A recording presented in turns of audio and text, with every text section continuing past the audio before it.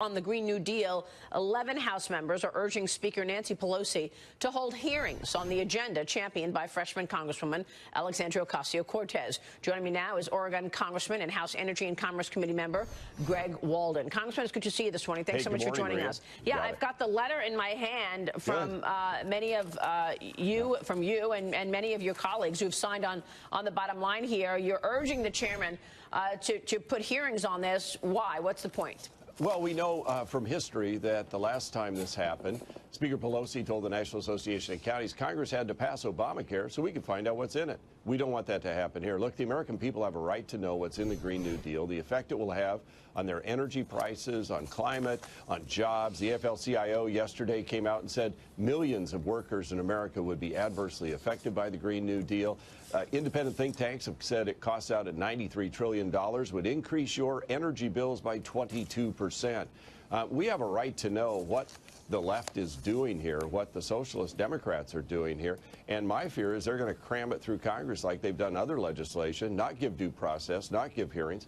And all we're asking for is let's have a hearing on this legislation. Well, we've been poking holes in this plan from the get-go on this program because of the cost, as you said, $93 trillion, and also because, well, frankly, it doesn't make any sense to do away with fossil fuels within 10 years. We've spoken with scientists, and it can't be done, basically. That's right. Do you think that a hearing would educate the people? I mean, the pushback that we've gotten, Dagan, right, is that this is just broad strokes. This is just an idea.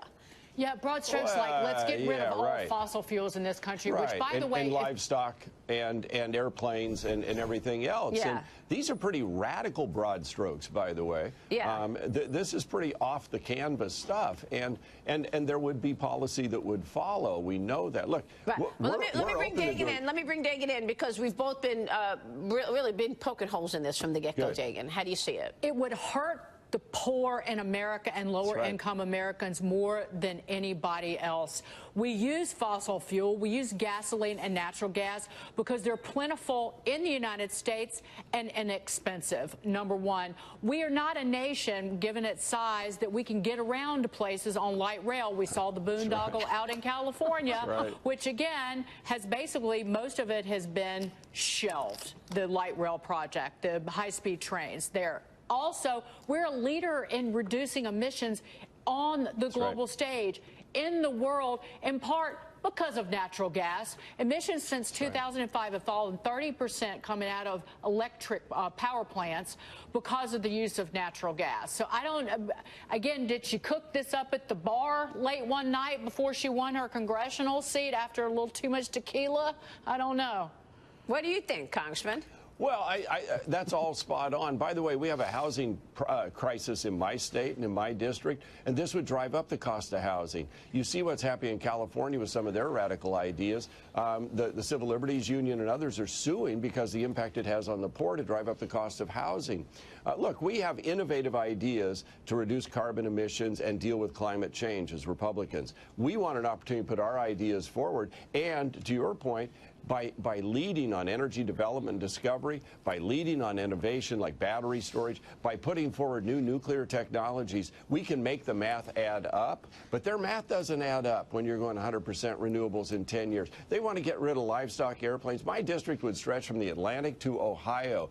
There's no high-speed rail going to get me home and around that district. And livestock's our #2 ag commodity in my district, and they want to get rid of cattle. I mean, none of this adds up. I just want to be clear about something. I'm not making fun of this woman's job.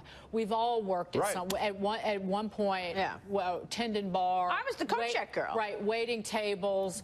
We're not making fun of that, but we are calling out somebody who's gotten a lot of attention because, one, she's an attractive woman and she's young and she knows how to use social media very well. And personally, as a woman, I want her to be better. I want her to be smarter. I don't want her to spout nonsense things that are not true about the unemployment rate in this country and how many hours a week the average American works.